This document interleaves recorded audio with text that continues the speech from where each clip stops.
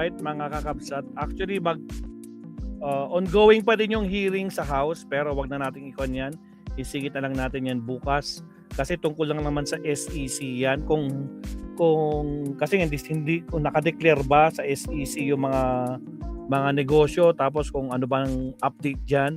So, okay na tayo. So, dito muna tayo kay Attorney Enzo Recto, mga kakabsat. Ito na, mga kakabsat, no? Komentaryo tayo dito. Wait.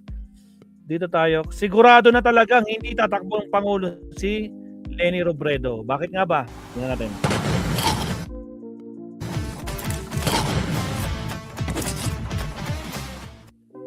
Sigurado na daw, mga kakabsat. Dito tatakbo si Leni Robredo. Fast forward. Katotohanan at kabutihan. Alright. Go. Attorney Enzo. Again, mga bago pasok, huwag kalimutan mag-like and subscribe. Salamat po. Salamat sa naiwang 57 live viewers. Maki, LC Mix, Mark Bon Jovi, at saka sa lahat nandyan, maraming salamat, mga kapsat. Alright. Attorney, pasok. President Leni Robredo. Ha? Alam nyo, grabe. Talagang, kahapon kasi nag-anunsyo si Leni Robredo, mayor ng Naga City na ngayon, dating vice president ng bansa, nagdeklara na sure na daw niya ang sarili niya. Hindi talaga siya tatakbo sa national positions sa 2028. So yun, laman ng mga balita kahapon. Laman ng mga balita kahapon yung yung statement na yan ni Mayor Leni Robredo. Kaya siyempre binabaha ako kahapon ng mga tawag. Binabaha ako ng mga text messages, chat, tinatanong ako, attorney, totoo ba 'yon? 100% naman talaga hindi tatakbo si Leni Robredo. Grabe naman, nakaka-frustrate naman 'yan, attorney. Yan yung mga yan yung mga reactions. So ang tanong ngayon, sure na kaya ba na hindi talaga tatakbo si Leni Robredo? Unang-una muna, saan galing yung balita na yan? Okay? Mga kabunyog, alam nyo naman ako, taga Naga City ako. Taga Naga City ako, magkakilala kami ni dating Vice President Leni Robredo, kaya lang hindi naman kami nag-uusap tungkol sa plano niya. Residente ako ng Naga City, so nakatira ako sa Naga City, nagtuturo ako sa Naga City, pero hindi ako masyadong aktibo sa politika sa Naga City. Siyempre si Leni Robredo, mayor sa Naga City, sinuportahan siyempre ng bunyog si Leni Robredo noong 2022. Magkakilala kami ni Leni, pero hindi naman kami nag-uusap niyan. Hindi naman kami nagkikwentuhan. Hindi. Kaya lang, anong nangyari? Kahapon, yung nakikita nyo dyan, Robredo, tiniyak na hindi tatakbong Pangulo sa 2028. Re-election sa Naga City, 100% na. Tingnan nyo yung yung picture ni Leni. 45 doble pasada. Tapos tingnan nyo yung date sa kanan. Tuesday, April 21. So kahapon yan. Tapos tingnan nyo yung logo sa taas. WNX RMN. So sa madaling sabi, in-interview si Mayor Leni Robredo ng WNX RMN. Ang RMN ay local radio station ng Radio Mindanao Network. Yung Radio Mindanao Network, local radio station, in-interview nila si Mayor Leni Robredo. Actually, kilala ko pa yung mga hosts ng programa, si Ed Ventura at si Grace Inocentes. Ngayon, in-interview nila si Leni in Bicol. Actually, yung interview kay Leni, Bicol. Kaya pinakinggan ko yung interview. Ano ba talaga ang sinabi ni Mayor Leni? Ang sabi ni Mayor Leni Robredo, hindi na talaga siya. Sigurado niya na ang sarili niya. Hindi siya tatakbo sa national position sa 2028. Yan yung sinabi niya. Bicol. Kasi Bicol yung programa niyan. Siyempre, Bicolano ako. So ngayon, pinanood ko yung programa. Talagang sinabi ni Leni. Sabi niya, ang host kasi doon, ang mga nag-a-handle ng programa na yan, si Ed Ventura, kaibigan ko yan, sabi niya, Mayor, ano ba talagang plano mo sa 2028? Kasi maraming na nagtutulak sa iyo na tumakbo ka uli sa 2028. Sabi ni Mayor Leni Robredo, hindi na. Sigurado ko na ang sarili ko. Ganun yung pagkakasabi niya. Sure na niya ang sarili niya. Hindi siya magna-national sa 2028. Ang reason niya, marami pang dapat gawin sa Naga City. Naka-isang term pa lang siya bilang mayor. So gusto niya tapusin yung mga trabaho sa Naga City. Marami pa raw siyang plano sa Naga City. So sa madaling sabi, para kay Leni Robredo, mas importante sa kanya yung commitment niya sa mamamayan ng Naga City. Marami pa siyang dapat gawin para sa Naga City. So, 100% siya, magre-re-elect siya sa mayor Naga City sa 2028. So, syempre, kahit local na interview lang yan, laman yan ng mga balita kahapon. Kaya yan mga kabunyog. Kaya kung ako tatanungin nyo, bakit ko nauunawaan yung pinag-usapan diyan sa interview kahapon, ay Bicol yung interview, Bicolano ako. Saka taga rito ako sa Naga City. Kaya lang, hindi naman kami nag-uusap ni Leni Robredo. So ngayon, ang tanong nyo siguro sa akin, so attorney, ikaw, sa pagkakaalam mo, sure na kaya yan na hindi tatakbo si Leni Robredo? Siguro mas ganun ang gusto nyong malaman mula sa akin. Anong opinion ko kung akong tatanungin? Actually mga kabunyog, mga kababayan, ganito kasi yan. Iba kasi ang particularity ng Naga City. Ang Naga City ay talagang mahal na mahal yan ng mga Robredo. Si Jesse Robredo, yung asawa ni Leni, naging mayor dito 1988. At mula 1988, ito sasabihin ko sa inyo mga kabunyog, mga kababayan, mula 1988, walang local official sa Naga City, mayor, vice mayor, councilors na nanalo dito na hindi tao ng Robredo. Lahat ng naging mayors dito, vice mayors, councilors, kung hindi si Jesse Robredo, kung sino man, may mga naging mayor dito, hindi naman Robredo ang apelyido, pero tao pa rin yan nila Jesse Robredo at ni Leni Robredo. Ganyan yung Naga City. Kumbaga, pag sinabi mong Naga City, Robredo yan. Kaya lang, hindi naman dito political dynasty. Kasi, ang pumasok lang naman sa politika na Robredo, dalawa. Si Jesse Robredo at si Leni Robredo. Yung mga anak nila, hindi. Kahit yung mga pinsan nila, hindi. Pero, kapag natatapos na ni Jesse Robredo, halimbawa, yung 3 terms, ang tumatakbong mayor, may mga leaders ang Robredo na siyang pumapalit. Halimbawa, nung natapos yung 3 terms ni Jesse Robredo sa pagka-mayor, pumalit sa kanya si Chu Rocco. Si Chu Rocco, kapatid ni dating senador Raul Rocco. Yung naging mayor yon. Pagkatapos ni Chu Rocco, si Mayor Jan Bugado yon. Pagkatapos si Mayor Ligacion. Yan yung mga tao yan ng Robredo. Wala namang nagiging mayor dito na hindi tao ng Robredo. Kahit vice mayor. Kaya, kumbaga, malakas dito ang Robredo sa Naga City. Ngayon, kaya lang, syempre, ang gusto ni Leni Robredo, ayusin ang Naga City. Kasi matagal na itong awak ng Robredo. Maganda naman ang patbo sa Naga, pero marami pa siya sigurong nakikitang dapat gawin sa Naga City. Na syempre, si Jesse Robredo ay mula sa Naga City, naging secretary ng DILG hanggang namatay. Si Leni Robredo naman, naging congresswoman, tapos naging vice president. Pero yung Naga City, napabayaan na nila. So siguro, ang naiisip ni Leni, ayusin ang Naga. Pagandahin ang Naga, paayusin ito. Kasi pag sinabi mong Naga, Robredo yan. Yan yung ibig sabihin ni Leni nung paliwanag niyang gusto niyang magpatuloy sa Naga. Yan. Ganyan yan mga kabunyog. Kaya lang, syempre, kung marami naman sa atin, mas nakikita, dapat si Leni sa national. Kasi mas importante yung national. Siya lang ang makakatalo kay Sara Duterte. O kaya, maraming mga reactions ngayon sa social media, ang panawagan, iwan na muna ni Leni ang Naga, marami namang pwede dyan. Mas importante ang national. Yan yung sentimento ng marami. Yan yung sentimento ng marami. Makikita mo yung mga reaction sa social media Ganun yung Ngayon, may chance pa ba si Leni na magbago ng isip?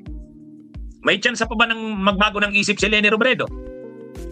Kung akong tatanungin yung mga kabunyog, sa pagkakakilala ko kay Leni, hindi ko siya personal, hindi kami close. Hindi naman ako kay Leni.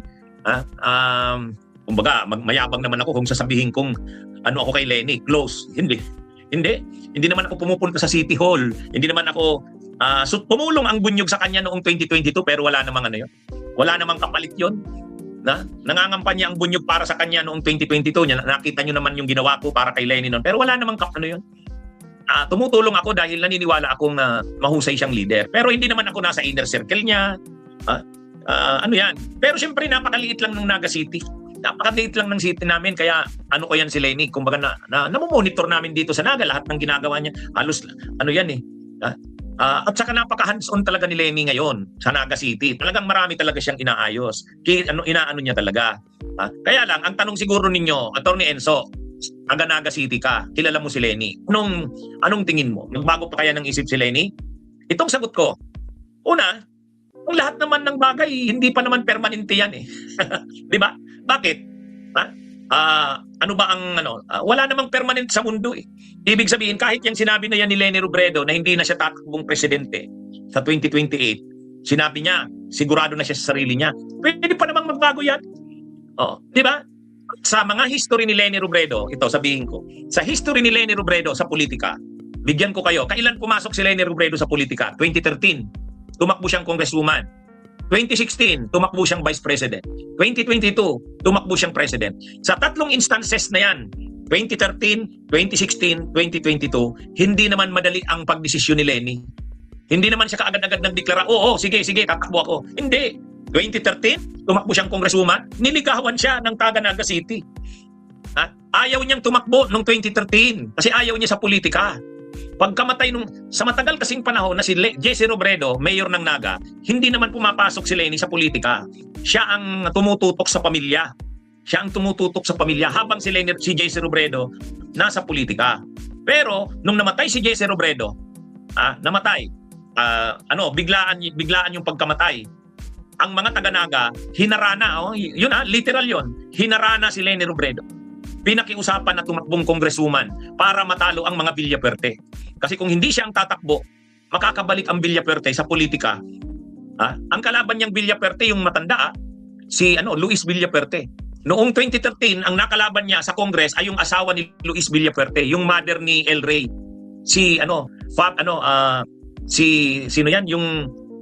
Yung asawa ni Luis. Yun ang nakalaban. Bakit tumakbo si Leni Robredo noong 2013? Niligawan ng mga taga-Naga at ng taga 3rd District. Sabi ng mga taga-Naga, Leni, tumakbo ka. Kung hindi mananalo ang Villaperte, makakabalik. Niligawan si Leni Robredo ng mga tao, hinarana, lahat ginawa, pangungumbinse. Last minute, tumakbo si Leni bilang congresswoman. Yan yung una niyang pasok sa politika, 2013. Pinalo niya yung asawa ni Luis Villaperte. Yan yung 2013. 2016, alam naman natin, ang takbo ni Marojas, walang running mate. Walang running mate si Marojas, naghanap ng malakas na panlaban. Niligawan na naman si Leni. Alam naman natin yan. Niligawan niya ng mga liberal, ng mga dilawan. Hindi naman kaagad-agad nagdesisyon si Leni. Grabing ligawan yan. Nag-decide na naman siyang tumakbo. Noong 2022, tagal din naman ni Leni nag-decide. Niligawan din yan ng mga tao hanggang sa makumbinse. Kailan si Leni nag-decide? Finally, October 2021, yung linggo na mismo ng filing ng Certificate of Candidacy. Kaya ibig sabihin, ang history talaga ni Leni, hindi siya madaling mag-decide. Pero kapag nakikita niya yung public clamor, nagdi-decide naman siya. Kaya, kung akong tatanungin, final na ba yan? Sa ngayon, ibig sabihin, ang pakiramdam ni Leni, ayaw niya nang tumakbo sa nasyonal. Sinabi niya naman yan. Kaya lang, kung tatanungin niyo ako, final na kaya yan, pwede pa yan magbago. Dahil nga yung sinabi kong history ni Leni, pagtakbo ni Leni congresswoman noong 2013, niligawan niya ng mga tao na tumakbo. Nung tumakbo siyang vice president, linigawan din niya ng mga LP at ng mga dilawan. Noong 2022, niligawan natin yan, mga kakampings. Di ba? Mahaba yan ang prosesong pinagdaanan. Pero finally sa huli, nag-decide na. Kaya, may pag-asa pa kaya magbago ng isip si Leni? May pag-asa. Kaya lang, marami rin sa mga kakampings napoprostrate na. Marami na rin sa mga oposisyon ang napoprostrate na. Di ba? Ano ngayon ang mga reactions? Sa pag-declare na yan ni Leni? Mixed ang reactions. Nakikita nyo naman sa social media yung mga reactions eh. Iba-iba ang reactions. Pero ang nangingibabaw na reaction, frustrated, nalungkot. Yun ang nangingibabaw. Kahit tingnan nyo, marami ang nalulungkot sa desisyon niya na yan. Ang sinasabi ng marami, sana magbago pa ng isip si VP Leni. Kailangan siya. Kahit yung mga leader, si Laila de Lima, naglabas na ng reaksyon, si Kiko Pangilinan, si Senador Franklin Drilon, nabigla din daw siya sa pagdeklara ni Leni. Marami na mga leaders na close kay Leni, tulad ni Kiko Pangilinan, Laila de Lima, Senador, dating Senate President Drilon, nabigla sila. Siyempre, ang inaasahan nila, binibigyan lang nila ng time si Leni na mag-decide, pero sa bandang huli, magdi-decide yan. Yun ang tingin ng marami. Ay kaya lang, bigla ngang nagsabi na sure na daw siyang hindi. Kaya medyo negative, medyo nalungkot. Pero marami ang nagsasabi, respetado ang desisyon ni Leni. Mayroong mga ganon. Kahit yung mga Marcos loyalists, maraming Marcos loyalist, gusto nila si Leni ang tumakbo kasi sa survey, ito yung nakikitang makatatalo kay Sara So nalungkot din ang mga Marcos loyalist na sumusuporta kay Leni Robredo. So sa kabuuan, ang nangingibabaw na reactions ng marami na frustrate, nalungkot. Kasi gusto nilang tumakbo si Leni. Pero marami rin ang nag-react na ang reaksyon naman, ay ano ba kasi yan si Leni? Masyadong nakakapagod na yan. Ang kailangan nating leader sa 2028 ay palaban. Yung talagang hindi yan ganyan, parang napakahina, napaka-weak ng desisyon. Ganyan ang mga pananaw nila dating Senador Sonny Trillanes, marami ring ganyan ang pananaw ng mga netizens. Parang napufrustrate sila kay Leni na hindi nito nakikita ang pangangailangan ng bansa. Parang mas nakikita pa daw ni Leni ang pangangailangan ng ng Naga City kaysa sa ng bansa. Hindi ba nakikita ni Leni na ang pinaka-problema ngayon ay ang pagbalik ng mga Duterte na dapat mapigilan ito, at para mapigilan ito siya ang pinakamalakas na pwedeng panlaban para hindi makabalik ang Duterte. So maraming napofrustrate. Kumbaga lalo silang, ang sabi nila, wag na nga natin yan si Leni. Ang kailangan natin, leader na matapang, leader na strong. Hindi yung ganyan na hindi decisive. So, mga kabunyog, mga kababayan, talagang varied yung mga reactions. Ako kasi, tinitingnan ko yung mga reactions Tinitingnan ko yung mga reactions. Kaya, pero mayroon ding nagre-react nating Senador Sonny Trillanes, sabi ng marami. Ito naman kasing si dating Senador Sonny Trillanes, pinipressure naman si Mayor Leni. Huwag niya ng pressurein, bigyan ng pagkakataon na mag-decide. Pero, maunawaan din natin si dating Senador Sonny Trillanes. Ang sinasabi rin kasi ni Trillanes, hindi, iba tong laban sa 2028. Dapat ngayon pa lang mag-decide na si Mayor Leni kung tatakbo talaga siya para makahanda na ang lahat.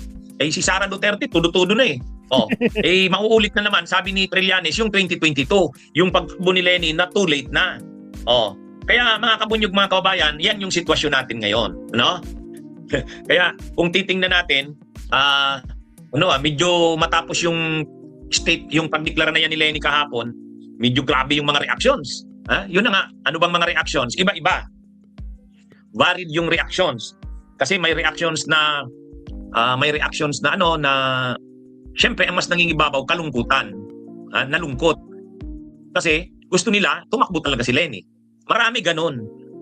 Marami rin na dismaya na kay Leni na parang ano ba yan? Bakit niya hindi nakikita ang pangangailangan ng bayan? Mas nakikita niya pa ang Naga. Kaya ngayon, marami na ngayong pinofloat na mga pangalan. Marami na mga pinofloat na mga pangalan. Si ano na lang, ganito na lang, si Risa na lang. Pwede, si Maruhas, pwede. Bumalik si Maruhas sa politika. Kaya mga kabunyog, mga kababayan, yan yung sitwasyon ngayon. Anyway, siguro, kukontakin si Leni ng mga leaders na close sa kanya tulad ni dating Senate President Trilon, ni Laila, ni Kiko. Tatawag yan sa kanya para kumbinsihin si Leni Robredo na mag-change ng kanyang isip. Hayaan nyo, ako nga, tingnan ko nga, mag-i-schedule nga ako ng appointment kay Leni Robredo. Personal ko nga kayang kausapin din. Hindi naman ako mag-ano lang ako, ano ba talagang magtatansya lang ako kung anong yan. Nakikipag-set kasi ng appointment syempre diyan. Syempre napaka-busy ni Leni Robredo. Hindi naman ako close sa kanya na kaya kong makipag-set sa kanya ng bigla. Matagal na rin kaming hindi nagkikita, nagkakausap ni Leni. Pero taga-Naga lang ako taga-Naga ako, pero bihira kaming magkita, mag-usap ni Leni. Syempre napaka-busy niya sa pagka-mayor ng Naga. Hands-on talaga siya. Ako naman, di naman ako pumupunta ng City Hall. Hindi ako mahilig sa politika dito sa Naga City. Anyway, so yan mga kabunyog, mga kababayan, ito yung nangyari nitong itong pagdeklara ni Leni Robredo kahapon na hindi na raw siya tatakbo. So, medyo talaga negative yung reactions ng marami. Marami negative. Nadismaya, nalungkot kasi umaasa sila na magdi-decide si Leni, takbo Binibigyan nila ng pagkakataon si Leni na mag-isip, mag-decide, pero ang tinitingnan nila sa bandang huli, ito. So okay lang. Biglang nagdeklara si Leni kahapon. Ang sabi niya, sure na siya na hindi siya magna-national sa 2028. Di, balitang-balita ngayon, kalat na kalat. Yan yung anyway, ano man ang developments o balitaan ko rin kayo. Okay? Mga kabunyog, mga kabayan, magandang araw sa inyong lahat. Alright. O kayo mga kabsat, ano tingin nyo?